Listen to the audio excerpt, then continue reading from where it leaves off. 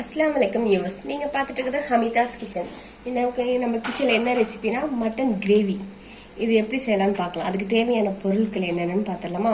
வெங்காயம், இஞ்சி பூண்டு பேஸ்ட், தாளிக்க ஒரு பட்டை, கிராம்பு, ஏலக்காய், அரைக்கிறதுக்கு கொஞ்சோண்டு தேங்காய், ஜீரகம், மிளகு, 2 கிராம்பு, மல்லித்தலை, பச்சை மிளகாய், மஞ்சத்தூள்.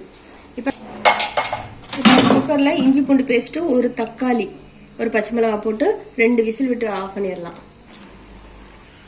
மஞ்சள் போட்டுக்கணும். மட்டன் வேக வைக்கலே கொஞ்சம் உப்பு ஆட் பண்ணிருக்கு. அரை உப்பு தான் போட்டிருக்கு.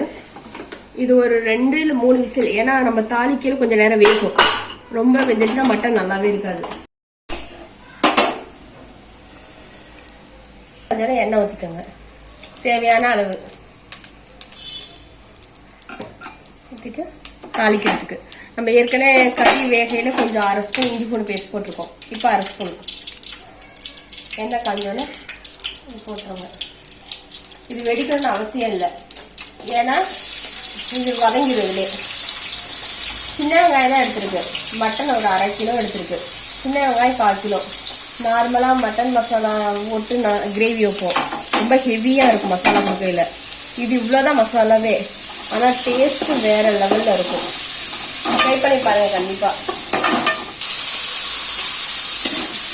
அந்த மட்டன் மசாலா கிரேவி வைக்கல நம்ம என்ன பண்ணுவோம், மிளகாத்தூள், மல்லித்தூள், இப்படி நிறைய ஹெவி மசாலா கொடுக்கையில அதோட டேஸ்ட்டு அது வேற மாதிரி இருக்கும். இதெல்லாம் மசாலா எல்லாமே கம்மி. நம்ம சின்ன வெங்காயத்தை மட்டும் தான் அதிகப்படுத்துறோம். தக்காளி ஒரே ஒரு பழம் தான், அதுவும் அந்த மட்டன் வெங்காயிலே போட்டுட்டோம். இது கொஞ்சம் நல்லா வதங்கி மட்டும் கொஞ்சம் மூடி விடணும்.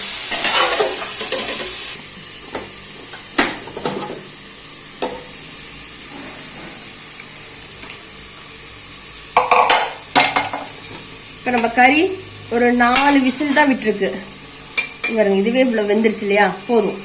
வதங்கிறதுக்கு இது போடுறதுக்கு கரெக்டாக இருக்கும். இந்த அளவு வச்சா போதும். குழந்தைங்களுக்கு வேணா இந்த வேக வச்ச சூப்பை ஒரு 1/2 டம்ளர் கொடுங்க. ஏன்னா குழந்தைங்களுக்கு கொஞ்சம் குடிச்சா ரொம்ப நல்லது, சத்து. வெங்காயம் இந்த கண்ணாடி பதத்துக்கு வந்தால இஞ்சி பூண்டு பேஸ்ட்டு, பச்சை மிளகாய் சென்டரில் கீரி மட்டும் போட்டால் போதும். அப்படியே ஃபுல்லாக கட் பண்ணி போட்டால் ரொம்ப காரம் இறங்கிடும். போட்டு வதக்கணும். மிளகாத்தூள் தேவையான அளவு உங்களுக்கு, அவ்வளவுதான்.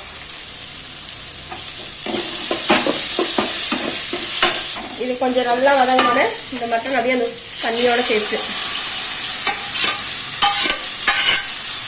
நம்ம இதெல்லாம் குக்கர்லேயே போட்டு வச்சிடலாம். வைக்கல என்னன்னா வெங்காயம் எல்லாம் ஃபுல்லாக அந்த விசில் வர்றதுக்குள்ள அப்படியே ரொம்ப வெந்துடும். ஆனால் இந்த கிரேவியில் இந்த வெங்காயம் அப்பப்போ கொஞ்சம் 1-2 தெரியல, சாதத்தில் பிசைஞ்சு சாப்பிடல செம்ம டேஸ்டாக இருக்கும். அதனாலதான் இப்படி வதக்குறது. அப்புறம் சட்டியில கொஞ்ச நேரம் வேக விடணும். எப்பவுமே குக்கர்ல வச்சு அப்படியே நல்லா டக்குன்னு விசில் வந்துடுறது நம்மளுக்கு வந்துடும். அதோட டேஸ்ட் இறங்காது. அதனாலதான் அதுல ஒரு 2 விசில் விட்டு இறக்கிட்டு இப்படி மாத்துறோம். 2 இல்ல, கரெக்டா 4 விசில் விட்டோம். இது அப்படியே கொஞ்சம் மூடி வைங்க.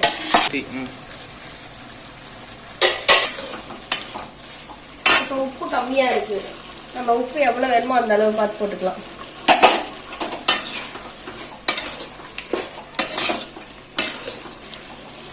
இந்த தேங்காய் அரைச்சி வச்சிருக்கு இல்லையா, தேங்காய், மிளகு, ஜீரகம், வேற எதுவும் ஆட் பண்ணல. வேற எந்த பொருளும், இந்த 3 மட்டும் அரைச்சி வச்சிருக்க பேஸ்ட்.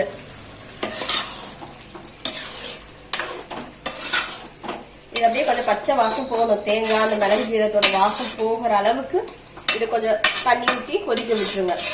அது கொதிக்கையில அதோட கலரே உங்களுக்கு மாறி எண்ணெய் மேல பிரிஞ்சு வரும்.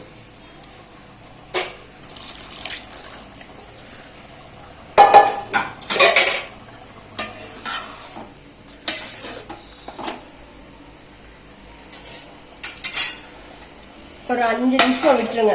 அதுக்குள்ளே இந்த தேங்காய், அந்த மிளகு ஜீரக வாசம் எல்லாம் போயிடணும். அப்பதான் கொஞ்சம் நல்லா டேஸ்டா இருக்கும். அதுலயும் இந்த மட்டன் கிரேவி என்னோட பையனோட ஃபேவரட். பாருங்களேன், இந்த எண்ணெயெல்லாம் நல்லா பிரிஞ்சு வந்துருக்கா.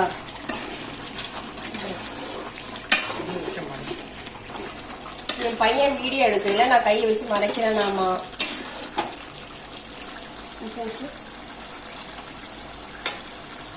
மல்லித்தலை போட்டுக்கோங்க.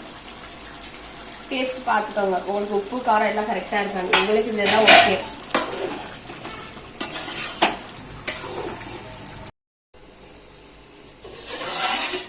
ஓகே, இன்னும் ஒரு 2 நிமிஷம் இருந்தால் போதும். இந்த கிரேவி ரெடி ஆயிடுச்சு, மட்டன் கிரேவி. இந்த வீடியோ உங்களுக்கு பிடிச்சிருந்தா லைக் பண்ணுங்கள், ஷேர் பண்ணுங்கள், சப்ஸ்கிரைப் பண்ணுங்கள்.